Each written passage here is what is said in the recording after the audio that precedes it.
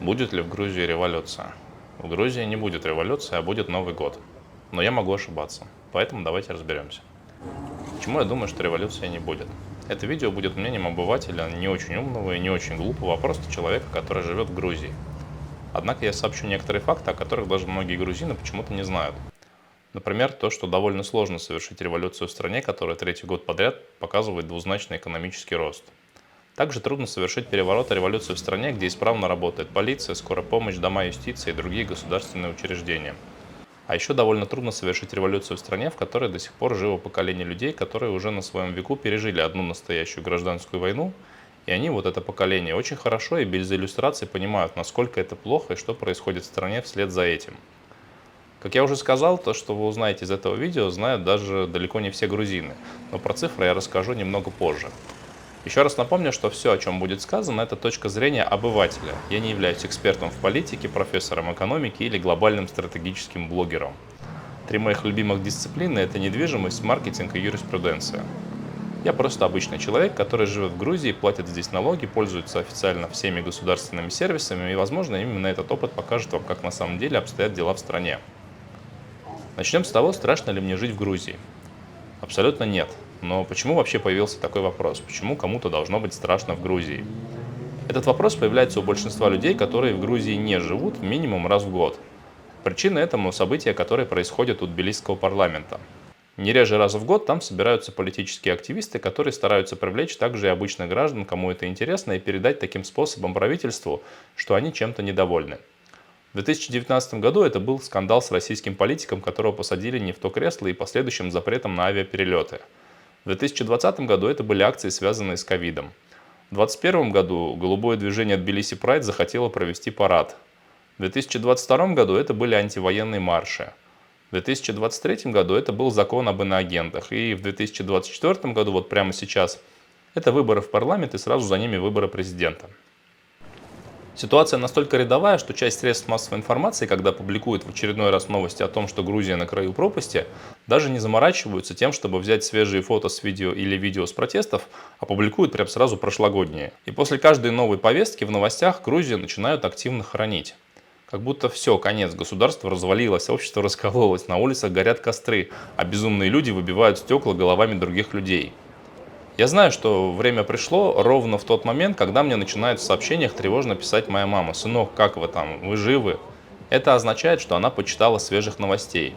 А поскольку она живет в другой стране, ей новости про Грузию, конечно же, подаются под тем соусом, который выгоден той другой стране. Да, мы живы. Живее всех живых. Сакартвелюс гаумарджос. Но почему так происходит и чего я именно должен бояться, по мнению моей мамы? Должен ли я бояться за свою жизнь и здоровье? Я должен о них заботиться, но находясь в Грузии, я ни разу за 6 лет не испытал угрозы своей жизни и здоровью. И никого не знаю, кто испытал бы. Почему же? В Грузии очень высокий уровень личной безопасности. Насколько он высокий? Она находится на 20-м месте в мире из 183 стран. Для сравнения, Россия и Германия находятся на 50-м и 51-м месте. Соединенные Штаты находятся на 89-м месте в мире. Турция на 53-м месте. Азербайджан и Израиль на 33-м и 35-х местах и так далее. К слову сказать, в Евросоюзе 27 или 28 стран, точно не помню, и из них по уровню безопасности Грузию обгоняют всего 4 страны. Это Монако, Швейцария, Андорра и Эстония. Во всех остальных странах менее безопасно, чем в Грузии. Это децентрализованный опросник, то есть Numbeo, его можно посмотреть. Когда к нам приезжали друзья с Урала в 2024 году, по улицам Батуми как раз проходила политическая акция. И они, эти друзья, до этого очень часто меня спрашивали, не страшно ли нам в Грузии, не нужно ли им отложить поездку, чтобы не испортить отдых. Мы стояли все вместе, ждали, пока по улице Горгеладзе в Батуми пройдет группа людей с флагами Грузии. Никто ничего не ломал, не поджигал. И они воочию убедились, что здесь живут не варвары. Я часто бываю в Тбилиси, и там у парламента постоянно проходит какая-то акция. Переживаю ли я по этому поводу? Честно говоря, я переживаю, когда никого нет. Непривычно вообще никого не видеть перед парламентом Тбилиси. При этом мы с женой спокойно проходили через эту демонстрацию насквозь, например, в 2023 году, когда я снимал ролик про итоговые новости года. Точно так же мимо этой демонстрации через нее шли жители Грузии, гуляли парочки туристов. И каждый раз в новостях это представляется как то, что Грузия на грани гражданской войны. Люди в ужасе, государство в хаосе, а мы все умрем. И каждый раз результаты, которые показывает Грузия на практике, оказываются на порядок выше, чем у соседей. То смертность от короны пониже, чем у всех остальных, то экономический рост какой-то неприличный, то еще что-то. И каждый раз новости звучат как «ну, им опять повезло». Может быть, это уже как-то, эта стабильность уже кого-то наведет на мысль, что это нормально, я не знаю. А почему никто из тех, кто в акции не участвует, и никто из туристов не страдает? Из-за полиции. Расскажу подробнее. Полиция в Грузии не работает над увеличением раскрытых преступлений. Их настоящая цель буквально снизить уровень преступности. У них так построена структура. Поэтому они или пытаются примирить стороны, или если вопрос коснулся физического насилия, например, в семье, то вы уже не отвертитесь. Вас закроют, будьте уверены. Пока я вам это рассказываю, в тюрьме здесь сидит один экспат. Я случайно узнал эту историю. Он позволял себе поднять руку на жену у себя на родине и повторил то же самое в Грузии. Соседи вызвали полицию, экспат сразу уехал в тюрьму, без компромиссов. Жена поняла, что происходит, и что кормилец может сесть, и попыталась забрать заявление. Но полицейские уже приступили к опросу. Чем закончится, не знаю. Факт такой, что семейный конфликт, в котором участвует полиция, заканчивается в Грузии очень плохо. Здесь буквально на телефоны приходит сообщение: если вас бьют в семье, не терпите, звоните на горячую линию. Еще хуже дела обстоят с наркопреступлениями. За них сроки вдвое выше и тоже никаких поблажек. Вдвое выше я имею в виду, чем в любом соседнем государстве. Но при этом травка декриминализирована. И можно ходить с косяком в кармане, хотя и нельзя курить его в общественных местах. Во всех остальных случаях вы полицейского в Грузии увидите, скорее всего, только в роли патрульного, и функция патруля здесь не придумывать вам нарушения, а буквально помогать вам на дорогах, вручную регулировать пробки, организовывать эвакуацию сломанных машин и просто патрулировать, создавая эффект присутствия в опасных местах. Чтобы особо горячие парни не выжимали последних лошадей из своих 15-летних БМВшек. Как следствие такой безопасности в Грузии каждый год серьезно растет туристический поток. Не верите? Сравните табло самолетных рейсов в Тбилиси, Батуми и Кутаиси за последние несколько лет. Количество стран, с которыми выстраивается сообщение, растет в геометрической прогрессии. Как следствие, приезжает все больше людей, открывается больше субъектов малого бизнеса, платится больше налогов. Они идут на крупные инфраструктурные проекты и растет тот самый ВВП. А в ближайшие годы мы ждем полного открытия трассы через всю Грузию и глубоководный порт в Анаклии, что приведет к еще одному экономическому взрыву в хорошем смысле этого слова, потому что доходы от логистики начнут даже перекрывать доходы от туризма. Как отражаются протесты в Грузии на жизни обычных людей или туристов? Никак. Они проходят у тебя под окнами или мимо тебя, когда ты куда-то идешь, и двигаются дальше по своим делам. Связано ли это с насилием? Если верить новостным каналам, то постоянно.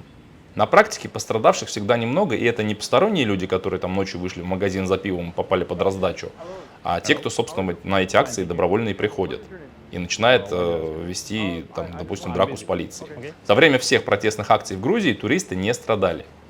Следующий аргумент, который вы можете прочитать в интернете, звучит как «а вот будет как в 90-е». В 90-е в Грузии действительно очень сильно досталось. Наверное, больше, чем любой стране бывшего Советского Союза. Ситуация была настолько критична, что часть страны даже не имела электричества.